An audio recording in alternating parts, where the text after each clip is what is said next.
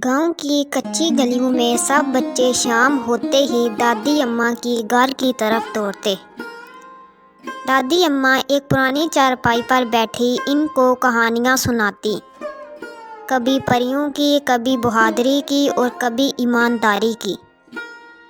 बच्चे सांस रोक के सुनते और अक्सर सवाल करते, दादी अम्मा क्या ये सब सच होता है? दादी मुस्कुरा कर कहती, जो नेकी से किया जाए वही सच बन जाता है। एक दिन गांव में कहत पड़ गया, खाने पीने की चीज़ें कम हो गईं, लोग परेशान हो गए। दादी अम्मा ने सबको जमा किया और कहा, याद है मैंने एक कहानी सुनाई थी कि जिस गांव वाले ने अपनी रोटी बांटी वहाँ बरकत आई। सब ने हाँ में सर हिलाया। उसी दिन से गांव वाले आपस में जो कुछ भी था बांटने लगे। अमीर ने गरीब को दिया, किसान ने मेहनत मजदूरी के साथ अनाज बांटा। आहिस्ता आहिस्ता गांव में मोहब्बत और खुशहाली लौट आई। बच्चे हैरान थे, दादी अम्मा आपकी कहानी तो सच हो गई।